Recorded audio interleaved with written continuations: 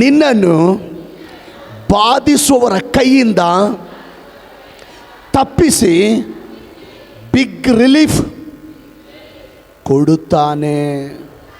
ವಾಕ್ಯ ಓದೋಣ.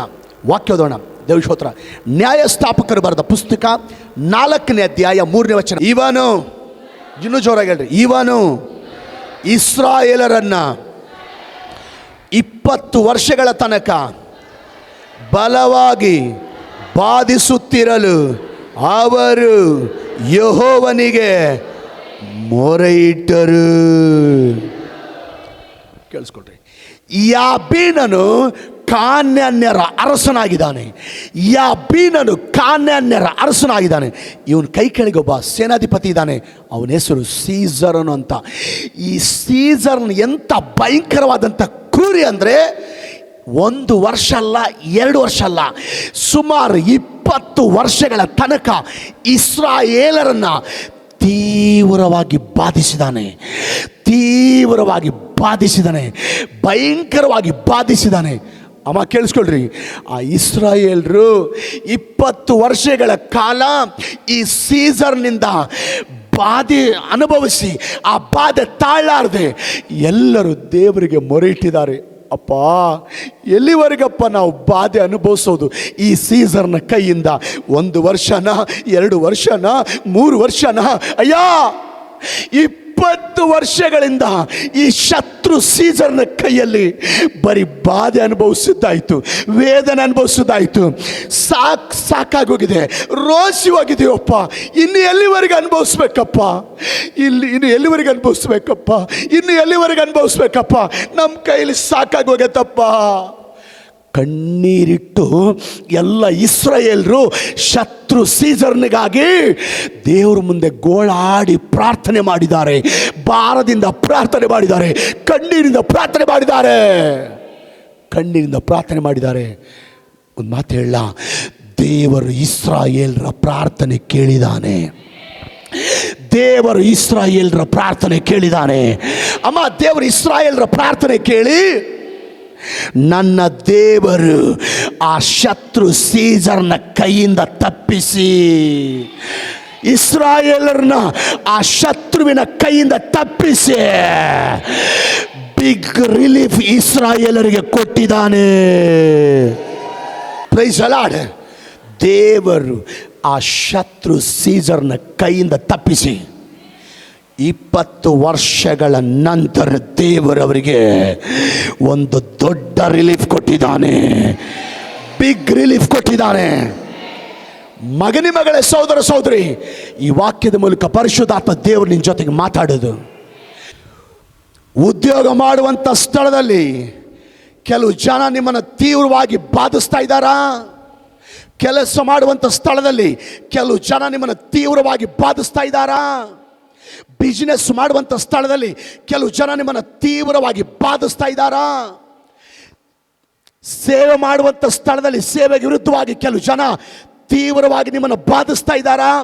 ಬಂಧುಗಳಲ್ಲಿ ಕೆಲವರು ನಿಮ್ಮನ್ನು ತೀವ್ರವಾಗಿ ಬಾಧಿಸ್ತಾ ಇದ್ದಾರಾ? ಶತ್ರುಗಳಲ್ಲಿ ಕೆಲವರು ನಿಮ್ಮನ್ನು ತೀವ್ರವಾಗಿ ಬಾಧಿಸ್ತಾ ಇದ್ದಾರಾ? ಬೇಕಂತ ಕೆಲವು ಜನ ನಿಮ್ಮನ್ನು ತೀವ್ರವಾಗಿ ಬಾಧಿಸ್ತಾ ಇದ್ದಾರಾ?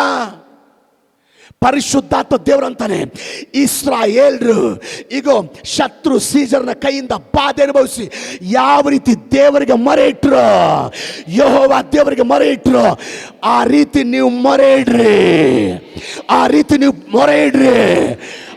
ನೀವು ಪ್ರಾರ್ಥಿಸ್ರಿ. ಹಲ್ಲೆಲೂಯಾ. ಶತ್ರು ಸೀಸರ್ನ ಕೈಯಿಂದ ಇಸ್ರಾಯೇಲರನ್ನ ಕಾಪಾಡದಂತೆ ನಿಮ್ಮ ಬಾಧೆಗಳಲ್ಲಿ, ನಿಮ್ಮ ವೇದನೆಗಳಲ್ಲಿ, ನಿಮ್ಮ ಹಿಂಸೆಯಲ್ಲಿ ನೀವು ದೇವರಿಗೆ ಮೊರೆಯಿಡುವಾಗ ಇಸ್ರಾಯೇಲರನ್ನ ಕಾಪಾಡಿದ ದೇವರು ಇವತ್ತು ನಿಮ್ಮನ್ನು ಕೂಡ ಕಾಪಾಡಲಿಕ್ಕೆ ಶಕ್ತನಾಗಿದ್ದಾನೆ. ಹಲ್ಲೆಲೂಯಾ. ಪಕ್ಕದವ್ರು ಕೈ ಕೊಟ್ಟು ಹೇಳ್ಬೇಕು, ಕೈ ಕೊಟ್ಟು ಅವ್ರ ಮುಖ ನೋಡಿ ಹೇಳ್ರಿ, ಭಯಪಡಬೇಡ, ಎದುರಬೇಡ, ನಿನ್ನನ್ನು ಬಾಧಿಸುವರ ಕೈಯಿಂದ ತಪ್ಪಿಸಿ ಬಿಗ್ ರಿಲೀಫ್ ದೇವರು ಕೊಡ್ಲಿಕ್ಕೆ ಹೋಗ್ತಾ ಇದ್ದಾನೆ. ಪರಿಶುದ್ಧಾತ್ಮ ದೇವರು ನಿಮ್ಮ ಜೊತೆಗೆ ಪ್ರವಾದನೆ ಹೇಳ್ತಾ ಇದ್ದಾನೆ. ನಿಮ್ಮ ಕುಟುಂಬಕ್ಕೆ ವಿರುದ್ಧವಾಗಿ ನಿಂತಿರುವಂಥ ಸೀಜರ್ನ ಶಕ್ತಿಗಳು, ನಿಮ್ಮ ದುಡಿಮೆಗೆ ವಿರುದ್ಧವಾಗಿ ನಿಂತಿರುವಂಥ ಸೀಜರ್ನ ಶಕ್ತಿಗಳು, ನಿಮ್ಮ ಗಂಡ ಮಕ್ಕಳಿಗೆ ವಿರುದ್ಧವಾಗಿ ನಿಂತಿರುವಂಥ ಸೀಜರ್ನ ಶಕ್ತಿಗಳು, ನಿಮ್ಮ ಬಿಸಿನೆಸ್ಗೆ ವಿರುದ್ಧವಾಗಿ ನಿಂತಿರುವಂಥ ಸೀಜರ್ನ ಶಕ್ತಿಗಳು, ಈ ಸೇವೆಗೆ ವಿರುದ್ಧವಾಗಿ ನಿಂತಿರುವ ಸೀಜರ್ನ ಶಕ್ತಿಗಳು ನಿಮ್ಮ ಮುಂದೆ ನಿಲ್ಲಲ್ಲ, ಮುರಿದು ಬಿದ್ದು ಹೋಗುತ್ತದೆ. ಇನ್ನು ಮಾತಾಡ್ತೀನಿ, ಆಮೇಲೆ ಹೇಳ್ರಿ. ಇದುವರೆಗೂ ಕಾಣದಿರುವಂತ ಶತ್ರುವಿನ ಕೈಯಿಂದ ನಿಮ್ಮನ್ನು ತಪ್ಪಿಸಿ ದೊಡ್ಡ ರಿಲೀಫ್, ದೊಡ್ಡ ಬಿಡುಗಡೆ, ದೊಡ್ಡ ಸಮಾಧಾನ ದೇವರು ನಿಮ್ಮ ಜೀವಿತದಲ್ಲಿ ದಯಪಾಲಿಸ್ತಾ ಇದ್ದಾನೆ. ಇಸ್ರಾಯೇಲರನ್ನ 20 ವರ್ಷಗಳ ಕಾಲ ಬಾಧಿಸಿದ ಶತ್ರು ಸೀಸರ್ನ ಪರಿಸ್ಥಿತಿ ಏನಾಯ್ತು ಮುಂದೆ ಓದ್ತಿ ನೋಡ್ರಿ, ಕೇಳಿಸ್ಕೊಳ್ರಿ. ಬೈಬಲ್ ತೆಗಿರಿ. ನ್ಯಾಯಸ್ಥಾಪಕರು ಬರೆದ ಪುಸ್ತಕ 4ನೇ ಅಧ್ಯಾಯ 16ನೇ ವಚನ. ನ್ಯಾಯಸ್ಥಾಪಕರು 4ನೇ ಅಧ್ಯಾಯ 16ನೇ ವಚನ. ಸೀಸರನು ರಥದಿಂದ ಹಾರಿ ಓಡಿ ಹೋದನು. ಬಾರಾಕನು ಅವನ ಸೈನ್ಯ ರಥಗಳನ್ನು ಮ್ಲೇಚ್ಛರ ಅರೋಷೇತಿನವರೆಗೂ ಹಿಂದಟ್ಟಿದನು. ಸೀಜರ್ನ ಸೈನ್ಯದವರೆಲ್ಲ ಕತ್ತಿಯಿಂದ ಹತರಾದರು, ಒಬ್ಬನು ಉಳಿಯಲಿಲ್ಲ. 22ನೇ ವಚನ. ಅವನು ಸತ್ತನು. ಯಾರು? 20 ವರ್ಷ ಇಸ್ರಾಯೇಲರನ್ನ ಬಾಧಿಸಿದಂಥ ಬಾಧಕನು, ಪೀಡಕನು ಸತ್ತನು. ಮುಂದೆ 23ನೇ ವಚನ. ಆ ದಿನದಲ್ಲಿ ದೇವರು ಕಾನಾನ್ಯ ರಾಜನಾದ ಯಾಬೀನನನ್ನು ಇಸ್ರಾಯೇಲರ ಮುಂದೆ ತಗ್ಗಿಸಿದನು.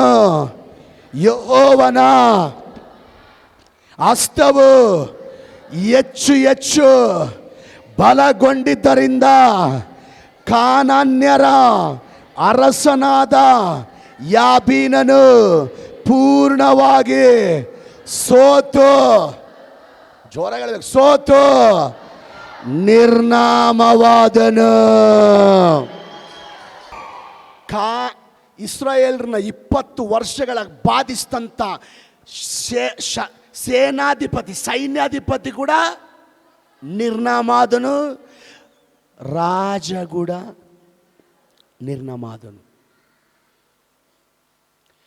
ಇಸ್ರಾಯೇಲರನ್ನ 20 ವರ್ಷ ಕಾಲ ಬಾಧಿಸಿದಂಥ ಅವನ ಸೈನ್ಯ ಎಲ್ಲ ನಿರ್ನಾಮಾದರು. ಇನ್ನೊಬ್ಬರನ್ನ ಅನ್ಯಾಯವಾಗಿ ಈ ಬಾಧಿಸೋರಿಗೆ ಒಂದು ಮಾತು ಹೇಳ್ತೀನಿ ರೀ, ನಿಮ್ಮ ಹೆಂಡ್ತಿನ ಹೆಂಗ್ ಬೇಕಂಗೆ ಬಾಧಿಸ್ತಾ ಇದ್ದೀರಾ? ನಿಮ್ಮ ಹೆಂಡ್ತಿ ನಿಮ್ಮ ವಿಷಯವಾಗಿ ದೇವರ ಹತ್ರ ದೇವರ ಕಣ್ಣೀರು ನೋಡ್ತಾನೆ, ಬರೀ ನೋಡಲ್ಲ, ತಿರುಗಿ ನಿಮ್ಮನ್ನು ಬಾಧಿಸ್ತಾನೆ. ದೇವ್ರು ಬಾಧಿಸಿದ್ರೆ ನಿಮ್ಮ ಕೈಲಿ ತಡ್ಕೊಳಕ್ಕಾಗುತ್ತಾ? ಅದಕ್ಕೋಸ್ಕರ ಇವತ್ತಿನಿಂದ ನಿಮ್ಮ ಹೆಂಡ್ತಿನ ತೀವ್ರವಾಗಿ ಬಾಧಿಸೋದನ್ನ ನಿಲ್ಲಿಸ್ಬೇಡ್ರಿ. ನಿಮ್ಮಲ್ಲಿ ಕೆಲವರು ಹೆಣ್ಮಕ್ಕಳು ನಿಮ್ಮ ಗಂಡನನ್ನ ಬಾಯಿಗೆ ಬಂದಂಗೆ ಮಾತಾಡಿ ತೀವ್ರವಾಗಿ ಬಾಧಿಸ್ತಾ ಇದ್ದೀರಾ. ನಿಮ್ಮ ವಿಷಯವಾಗಿ ಅವರು ದೇವ್ರ ಮುಂದೆ ಹತ್ರ ದೇವರ ಕಣ್ಣೀರು ನೋಡ್ತಾನೆ, ಬರೀ ಕಣ್ಣೀರು ನೋಡಲ್ಲ, ತಿರುಗಿ ದೇವರು ನಿಮ್ಮನ್ನು ಬಾಧಿಸ್ತಾನೆ.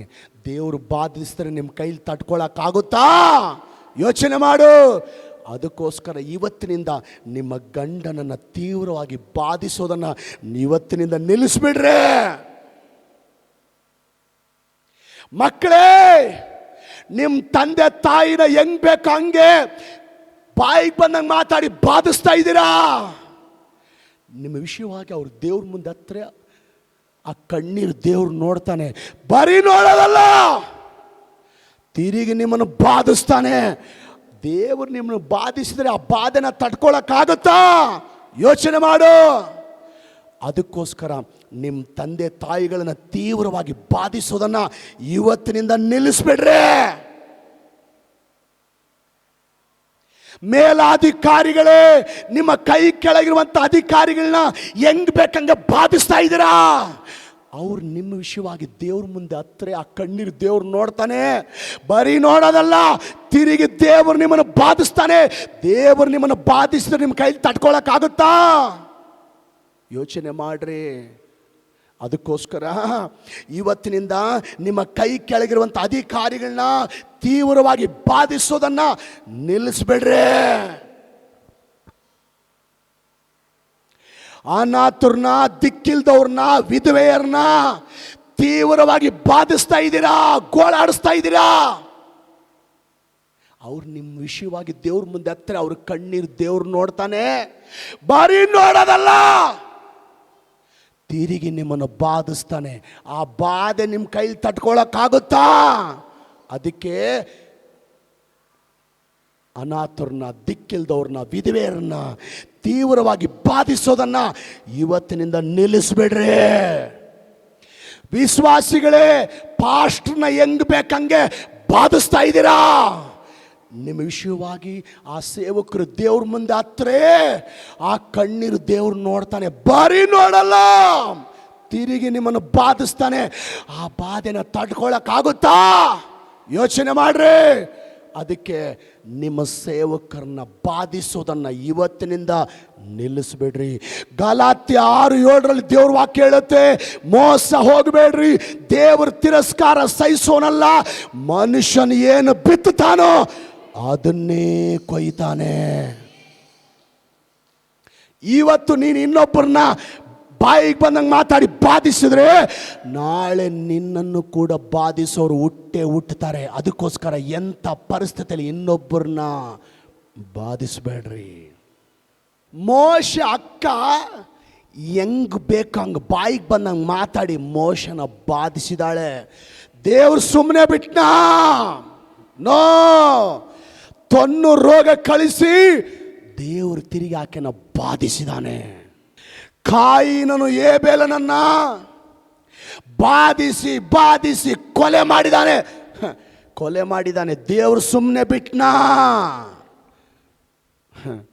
ದೇವರು ಕಾಯಿನನನ್ನ ದೇಶಾಂತರಿಯಾಗಿ ಮಾಡಿ ಅಲೆಮಾರಿಯಾಗಿ ಮಾಡಿದ್ದಾನೆ, ತಿರುಗಿ ಬಾಧಿಸಿದಾನೆ. ಫರೋ ರಾಜ ಇಸ್ರಾಯೇಲರನ್ನ ತೀವ್ರವಾಗಿ ಬಾಧಿಸಿದಾನೆ. ದೇವರು ಫರೋ ರಾಜನು ಸುಮ್ಮನೆ ಬಿಟ್ನಾ? ನೋ. 10 ಉಪದ್ರವಗಳನ್ನು ಕಳಿಸಿ ದೇವರು ತಿರುಗಿ ಫರೋ ರಾಜನನ್ನ ಬಾಧಿಸಿದಾನೆ. ಕೆಲವು ಹುಡುಗರು ಎಲಿಯನನ್ನ ಬೋಳು ಮಂಡೆಯವನೇ ಅಂತ ಬಾಯಿಗೆ ಬಂದಂಗೆ ಮಾತಾಡಿ ಬಾಧಿಸಿದ್ದಾರೆ. ಅವ್ರು ಬಾಧಿಸಿದ್ದು ನೋಡಿ ದೇವರು ಸುಮ್ಮನೆ ಬಿಟ್ಟ? ನೋ. ಆ ಅಡವಿಯಲ್ಲಿರುವಂಥ ಕರಡಿಗಳನ್ನ ಕಳಿಸಿ ಆ ಕರಡಿಗಳ ಯವನಸ್ಥರನ್ನ ಸೀಳಿ ದೇವರು ತಿರುಗಿ ಅವ್ರನ್ನ ಬಾಧಿಸಿದಾನೆ. ನಿಮಗೊಂದು ಮಾತು ಹೇಳ್ತೀನಿ, ಇನ್ನೊಬ್ಬರನ್ನ ಬಾಧಿಸೋರಿಗೆ ಎಂಥ ಪರಿಸ್ಥಿತಿಯಲ್ಲಿ ಕೂಡ ಇನ್ನೊಬ್ಬರನ್ನ ಸುಮ್ಮನೆ ಅನ್ಯಾಯವಾಗಿ ಬಾಧಿಸಕ್ಕೆ ಹೋಗ್ಬೇಡ್ರಿ. ಯಾಕೆಂದ್ರೆ ನಾಳೆ ನಿನಗೆ ಎಂಥ ಶೋಧನೆ ಎದುರಿಸ್ಬೇಕಾಗುತ್ತೋ ಯಾರಿಗೆ ಗೊತ್ತೋ. ಬಾಧಿಸೋದನ್ನು ಬಿಟ್ಬಿಡ್ರಿ. ಆಧರಿಸ್ರಿ, ಧೈರ್ಯ ತುಂಬ್ರಿ, ಕಣ್ಣೀರು ಒರೆಸ್ರಿ. ಹಲ್ಲೆಲೂಯಾ. ದೇವರಿಗೆ ಸ್ತೋತ್ರ. ಶತ್ರುಗಳ ಕೈಯಿಂದ ತಪ್ಪಿಸಿ ಬಿಗ್ ರಿಲೀಫ್ ಕೊಡ್ತಾನೆ. ಒಂದು ವಚನ ಓದೋಣ, ಇನ್ನೊಂದು ವಚನ ಓದೋಣ. ನ್ಯಾಯಸ್ಥಾಪಕರು ಬರೆದ ಪುಸ್ತಕ 5ನೇ ಅಧ್ಯಾಯ 31ನೇ ವಚನ. ಯೆಹೋವನ ಎಲ್ಲ ಶತ್ರುಗಳು ಇವರಂತೆ ನಾಶವಾಗಲಿ. ಆತನ ಭಕ್ತರು ಪ್ರತಾಪದಿಂದ ಉದಯಿಸುವ ಸೂರ್ಯನಂತಿರಲಿ. ದೇಶದಲ್ಲಿ 40 ವರ್ಷ ಸಮಾಧಾನವಿತ್ತು. ಸಾಕು. ನನ್ನ ಜೊತೆ ಎಲ್ಲರೂ ಹೇಳ್ರಿ, ದೇಶದಲ್ಲಿ 40 ವರ್ಷ ಸಮಾಧಾನ ಇತ್ತು. ಯಾವಾಗ ಬಂತು ಈ ಸಮಾಧಾನ ಅವರಿಗೆ? ಶತ್ರುಗಳು ದೇವರು ನಿರ್ನಾಮ ಮಾಡಿದ ನಂತರ ಇಸ್ರಾಯೇಲರಿಗೆ ಎಷ್ಟು ವರ್ಷ ದೇವರು ಸಮಾಧಾನ ಕೊಟ್ಟನು? ಒಂದು ನಿಮಿಷ, ಅದಕ್ಕಿಂತ ಮುಂಚೆ ಇಸ್ರಾಯೇಲರು ಎಷ್ಟು ವರ್ಷ ಬಾಧಿಸಲ್ಪಟ್ಟರು? 20 ವರ್ಷ. ದೇವರು ಎಷ್ಟು ವರ್ಷ ಅವರಿಗೆ ಸಮಾಧಾನ ಕೊಟ್ಟನು? 40 ವರ್ಷ. ನನ್ನ ಮಕ್ಕಳು 20 ವರ್ಷ ಬರೇ ಬಾಧೆ ಅನುಭವಿಸಿದ್ದಾರೆ. ನನ್ನ ಮಕ್ಕಳು 20 ವರ್ಷ ಬರೀ ಬಾಧೆ ಅನುಭವಿಸಿದ್ದಾರೆ. ನನ್ನ ಮಕ್ಕಳು 20 ವರ್ಷ ಸೀಸರ್ನಿಂದ, ಶತ್ರು ಸೀಸರ್ನಿಂದ ಬರೀ ಬಾಧೆ ಅನುಭವಿಸಿದ್ದಾರೆ. 20 ವರ್ಷ ಬರೀ ಕಣ್ಣೀರಿನಲ್ಲಿ ಕೈ ತೊಳೆದಿದ್ದಾರಂತ ದೇವರು ಗಮನಿಸಿ ಅವ್ರ ಪ್ರಾರ್ಥನೆ ಕೇಳಿ ಅವ್ರು ಬಾಧೆ ಅನುಭವಿಸ್ತಾ 20 ವರ್ಷ ಮತ್ತೆ 20 ವರ್ಷಕ್ಕೆ ಸೇರಿಸಿ 40 ವರ್ಷಗಳ ಕಾಲ 40 ಇಯರ್ಸ್ ದೇವರು ಇಸ್ರಾಯೇಲರಿಗೆ ಸಮಾಧಾನ ಕೊಟ್ಟಿದ್ದಾನೆ. ಆಮೇನ್. ಈಗ ಯೇಸು ನಾಮದಲ್ಲಿ ಆಮೇಲೆ ರೋಷದಿಂದ ಅಂತ ಸಮಾಧಾನ ನಿಮ್ಮ ಕುಟುಂಬದಲ್ಲಿ ಬರಲಿ. ಅಂತ ಸಮಾಧಾನ ನಿಮ್ಮ ಗಂಡ ಮಕ್ಕಳ ಜೀವಿತದಲ್ಲಿ ಬರಲಿ. ಅಂತ ಸಮಾಧಾನ ನಿಮ್ಮ ದುಡಿಮೆಯಲ್ಲಿ ಬರಲಿ, ನಿಮ್ಮ ವ್ಯಾಪಾರದಲ್ಲಿ ಬರಲಿ. ಅಂತ ಸಮಾಧಾನ ಈ ಆಲಯದಲ್ಲಿ ಬರಲಿ. ಅಂತ ಸಮಾಧಾನ ಸೇವಕರ ಕುಟುಂಬದಲ್ಲಿ ಬರಲಿ. ಅಂತ ಸಮಾಧಾನ ಯೂಟ್ಯೂಬ್ ಅಲ್ಲಿ ಆನ್ಲೈನ್ ನೋಡುವಂತ ಪ್ರತಿಯೊಬ್ಬ ಮಕ್ಕಳ ಕುಟುಂಬದಲ್ಲಿ ಆ ಸಮಾಧಾನ ಬರಲಿ. ಪಕ್ಕದವ್ರು ನೋಡಿ ಕೈ ಕೊಟ್ಟೇಳ್ರಿ, ಅಕ್ಕ ಇಷ್ಟು ದಿನ ದುಃಖ, ಕಣ್ಣೀರು, ಬಾಧೆ, ಇವತ್ತಿನಿಂದ ದೇವರು ಸಮಾಧಾನ ನಿನ್ನ ಕುಟುಂಬದಲ್ಲಿ ತುಂಬಿಸ್ತಾ ಇದ್ದಾನೆ. ಹೇಳ್ರಿ ಹೇಳ್ರಿ ಹೇಳ್ರಿ, ಸಮಾಧಾನ ನಿನ್ನ ಕುಟುಂಬದಲ್ಲಿ ತುಂಬಿಸ್ತಾ ಇದ್ದಾನೆ. ಆಮೇನ್. Okay okay. ವಾಕ್ಯ ನಾನು ಓದಬೇಕಾದ್ರೆ ನಿಮ್ಮ ಥರ ಉದ್ದು ಕೂತ್ಕೊಂಡು ಹೋಗಲ್ಲ. ನಾನು ಓದಬೇಕಾದ್ರೆ ಕೆಲವೊಂದು ಪ್ರಶ್ನೆ ಮಾಡ್ಕೊತ ಯೋಚನೆ ಮಾಡ್ಕೊತ ಓದ್ಕೊಂಡು ಹೋಗ್ತೀನಿ. ನನಗೊಂದು ಪ್ರಶ್ನೆ ಬಂತು, ನನಗೊಂದು ಕ್ವಶನ್ ಬಂತ ಓದಬೇಕಾದ್ರೆ. 20 ವರ್ಷ ಇಸ್ರಾಯೇಲ್ರ ಕೈಲಿ ಯಾಬೀನನನ್ನು, ಸೀಸರ್ನನ್ನು, ಕಾನಾನ್ಯರನ್ನು ಇಸ್ರಾಯೇಲ್ರು 20 ವರ್ಷ ಗೆಲ್ಲಕ್ಕಾಗಿಲ್ಲ. ಕರೆಕ್ಟಾ? 20 ವರ್ಷ ಶತ್ರುಗಳನ್ನ ಇಸ್ರಾಯೇಲ್ರ ಕೈಲಿ ಗೆಲ್ಲಕ್ಕಾಗಿಲ್ಲ. 20 ವರ್ಷ ಅಮ್ಮ ಇಲ್ಲೋಡಮ್ಮ, 20 ವರ್ಷ ಇಸ್ರಾಯೇಲ್ರು ಶತ್ರುಗಳನ್ನ ಜಯಿಸಕ್ಕಾಗಿಲ್ಲ. ನನ್ನ ಪ್ರಶ್ನೆ, 20 ವರ್ಷ ಜಯಿಸಕ್ಕಾಗದಿರೋರು ಇವಾಗ ಹೆಂಗ್ ಜಯಿಸಿದ್ರು? ಇಷ್ಟು ವರ್ಷ ಯುದ್ಧ ನಡೀತಿತ್ತಲ್ಲ, ಯುದ್ಧ ಅದು ಯಾರ್ಯಾರಿಗೆ ನಡೀತಿತ್ತಂದ್ರೆ ಕೇಳಮ್ಮ. ಸೀಸರ್ ವರ್ಸಸ್ ಇಸ್ರಾಯೇಲ್ರು. ಸೀಸರ್ ವರ್ಸಸ್ ಇಸ್ರಾಯೇಲ್ರು ಅಂದರೆ ಸೀಸರ್ನಿಗೆ ಇಸ್ರಾಯೇಲ್ರಿಗೆ ನಡೀತಿತ್ತು. ಸೀಸರ್ ವರ್ಸಸ್ ಇಸ್ರಾಯೇಲ್ರು ಇಷ್ಟು ವರ್ಷ ನಡೀತಿತ್ತು. ಅದಕ್ಕೆ ಸೋತರು. ಪ್ರಾರ್ಥನೆ ಮಾಡಿದ್ರಲ್ಲ, ಪ್ರಾರ್ಥನೆ ಮಾಡಿದ ಮೇಲೆ ಮತ್ತೆ ಯುದ್ಧ ನಡೀತು. ಈಗ ನಡೆಯುವಂತ ಯುದ್ಧ ಸೀಸರ್ ವರ್ಸಸ್ ಇಸ್ರಾಯೇಲ್ರಲ್ಲ, ಸೀಸರ್ ವರ್ಸಸ್ ಜೀಸಸ್. ಸೀಸರ್ ಮತ್ತು ಜೀಸಸ್ ಯುದ್ಧ ನಡೀತು. ಎಲ್ಲನ ದೇವ್ರನ್ನ ಗೆಲ್ಲಕ್ಕಾಗತ್ತ? ಇಸ್ರಾಯೇಲ್ರು ಗೆದ್ದಿದ್ದಾರೆ. ದೊಡ್ಡ ರಿಲೀಫ್ ಇಸ್ರಾಯೇಲ್ರಿಗೆ ಸಿಕ್ಕಿದೆ. ನಾನು ಪ್ರಾರ್ಥಿಸುವ ಮಗನು, ನೀನ್ ಪ್ರಾರ್ಥಿಸುವ ಮಗನು, ನೀನ್ ಪ್ರಾರ್ಥಿಸುವ ಮಗಳು, ಆ ಸಿಸ್ಟರ್ ಪ್ರಾರ್ಥಿಸುವ ಮಗಳು, ಆ ಸಿಸ್ಟರ್ ಪ್ರಾರ್ಥಿಸುವ ಮಗಳು, ಆ ಬ್ರದರ್ ಪ್ರಾರ್ಥಿಸುವ ಮಗನು, ಆ ಬ್ರದರ್ ಪ್ರಾರ್ಥಿಸುವ ಮಗನು, ಆನ್ಲೈನಲ್ಲಿ ವಾಕ್ಯ ನೋಡ್ತಿರೋರು ಪ್ರಾರ್ಥಿಸುವ ಮಕ್ಕಳು, ನಿನ್ನ ಕುಟುಂಬಕ್ಕೆ ವಿರುದ್ಧವಾಗಿ, ನಿನ್ನ ಮಕ್ಕಳಿಗೆ ವಿರುದ್ಧವಾಗಿ, ನಿನ್ನ ದುಡಿಮೆಗೆ ವಿರುದ್ಧವಾಗಿ, ನಿನ್ನ ವ್ಯಾಪಾರಕ್ಕೆ ವಿರುದ್ಧವಾಗಿ, ನಿನ್ನ ಬಿಸ್ನೆಸ್ಗೆ ವಿರುದ್ಧವಾಗಿ, ನಿಮ್ಮ ಸೇವೆಗೆ ವಿರುದ್ಧವಾಗಿ ಯಾರು ಯುದ್ಧ ಮಾಡ್ಲಿಕ್ಕೆ ಬರ್ತಾರೋ, ಯಾರು ವಿರೋಧ ಮಾಡ್ತಾರೋ, ನೀವು ವರ್ಸಸ್ ಶತ್ರುಗಳಲ್ಲ. ಶತ್ರುಗಳಿಗೂ ಯೇಸೈಗೆ ಯುದ್ಧ. ಗೆಲ್ಲದು ಕೊನೆಯಲ್ಲಿ ನೀನೇ. ಯೆಹೋಷಾಫಾಟನಿಗೆ ದೇವ್ರು ಹೇಳ್ತಾನೆ, ಯೆಹೋಷಾಫಾಟ, ಯುದ್ಧ ನಿನ್ನದಲ್ಲ, ಯುದ್ಧ ಯೆಹೋವನದೇ. ಪ್ರಾರ್ಥನೆ ಮಾಡಿ ದೇವ್ರ ಕೈಯಲ್ಲಿ ಕೊಡು. ಪ್ರಾರ್ಥನೆ ಮಾಡಿ ದೇವ್ರ ಕೈಯಲ್ಲಿ ಕೊಡು. ದೇವ್ರ ಕೈಯಲ್ಲಿ ಕೊಡು. ಆವಾಗ ಶತ್ರು ವರ್ಸಸ್ ಗೆಲ್ಲಲ್ಲ. ಆಮೇನ್. 23 ವರ್ಷ ನಾನು ಯುದ್ಧ ಮಾಡೇ ಇಲ್ಲ. ಸ್ವಾಮಿಯಲ್ಲಿ ನೀನು ಪ್ರಾರ್ಥನೆ ಮಾಡು, ನನಗೆ ವಿರುದ್ಧವಾಗಿರೋರಿಗೆ ದೇವರು ಯುದ್ಧ ಮಾಡ್ತಾನೆ. ಚಪ್ಪಾಳೆ ತಟ್ಟಿ ದೇವರಿಗೆ. ಫರೋನ್ ರಾಜ ಇಸ್ರಾಯೇಲ್ರನ್ನ ಬಹಳವಾಗಿ ಬಾಧಿಸಿದಾನೆ. ಫರೋ ರಾಜನ ಕೈಯಿಂದ ಇಸ್ರಾಯೇಲ್ರನ್ನ ದೇವರು ತಪ್ಪಿಸಿ ಇಸ್ರಾಯೇಲ್ರಿಗೆ ದೇವರು ಬಿಗ್ ರಿಲೀಫ್ ಕೊಟ್ಟಿದ್ದಾನೆ. ಯೋಸೇಫನ ಅಣ್ಣಂದ್ರು ಯೋಸೇಫನನ್ನ ತೀವ್ರವಾಗಿ ಬಾಧಿಸಿದ್ದಾರೆ. 44ನ ಹೆಂಡತಿ ತೀವ್ರವಾಗಿ ಯೋಸೇಫನನ್ನ ಬಾಧಿಸಿದಾಳೆ, ಸೆರೆಗಾಕ್ಸಿದಾಳೆ. ದೇವರು ಶತ್ರುಗಳ ಕೈಯಿಂದ ಯೋಸೇಫನನ್ನು ತಪ್ಪಿಸಿ ಯೋಸೇಫನಿಗೆ ದೇವರು ರೆಡಿ ಬಿಗ್ ರಿಲೀಫ್ ಕೊಟ್ಟಿದ್ದಾನೆ.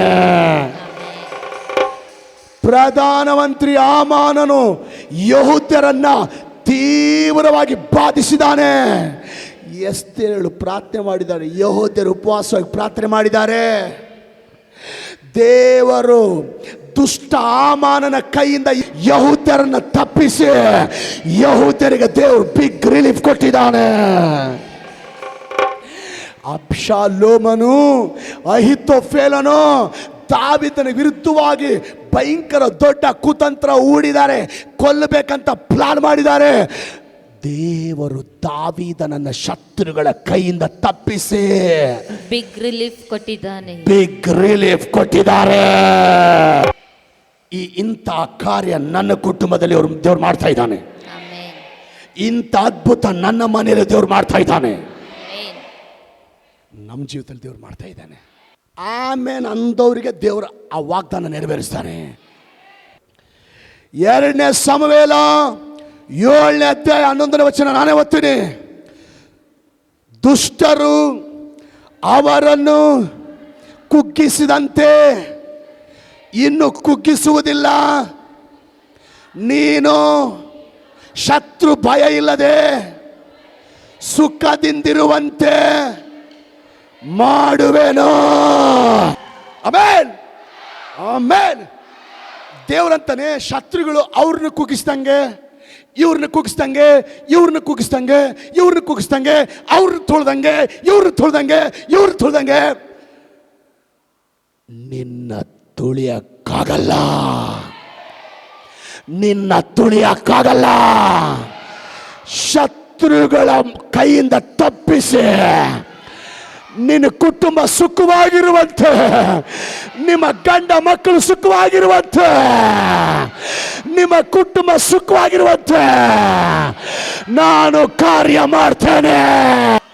ಅವ್ರನ್ನ ಕುಗ್ಗಿಸ್ದಂಗೆ, ಇವ್ರನ್ನ ಕುಗ್ಗಿಸ್ದಂಗೆ, ಅವ್ರನ್ನ ಹೊಡೆದಂಗೆ, ಇವ್ರನ್ನ ಬಡ್ದಂಗೆ, ಅವ್ರನ್ನ ತುಳ್ದಂಗೆ. ಸಾರ್ ಅವನು ಸಣ್ಣ ವ್ಯಕ್ತಿ ಅಲ್ಲ ಸಾರ್, ಅಬ್ಬಬ್ಬಬ್ಬ ಅವನು ಅಷ್ಟು ಜನ ಹೊಡೆದಾನ. ಅವ್ರನ್ನ ಕುಗ್ಗಿಸ್ದಂಗೆ ನಿನ್ನನ್ನು ಯಾರು ಕುಗ್ಗಿಸಕ್ಕಾಗಲ್ಲ. ನೀನು ಕೆಲಸ ಮಾಡುವ ಸ್ಥಳದಲ್ಲಿ, ನೀನು ವ್ಯಾಪಾರ ಮಾಡೋ ಸ್ಥಳದಲ್ಲಿ, ನೀನು ದುಡಿಮೆ ಮಾಡೋ ಸ್ಥಳದಲ್ಲಿ, ನೀನು ಸೇವೆ ಮಾಡೋ ಸ್ಥಳದಲ್ಲಿ, ಆನ್ಲೈನಲ್ಲಿರೋರಿಗೆ ಹೇಳ್ತೀನಿ ಹಲ್ಲೆಲೂಯ. ನೀನು ಕೆಲಸ ಮಾಡುವ ಸ್ಥಳದಲ್ಲಿ, ನೀನು ಜಾಬ್ ಮಾಡುವಂಥ ಸ್ಥಳದಲ್ಲಿ, ನೀನು ಬಿಸ್ನೆಸ್ ಮಾಡುವಂಥ ಸ್ಥಳದಲ್ಲಿ, ನೀನು ಸೇವೆ ಮಾಡುವಂಥ ಸ್ಥಳದಲ್ಲಿ ಯಾರು ನಿಮ್ಮನ್ನು ಕುಗ್ಗಿಸಲಿಕ್ಕಾಗಲ್ಲ. ಶತ್ರುಗಳ ಕೈಯಿಂದ ತಪ್ಪಿಸಿ ಅವ್ರ ಮುಂದೆನೆ, ಕುಗ್ಗಿಸೋರ ಮುಂದೆನೆ ಸುಖದಿಂದ ಇರುವಂತೆ ನಾನು ಮಾಡ್ತೇನೆ.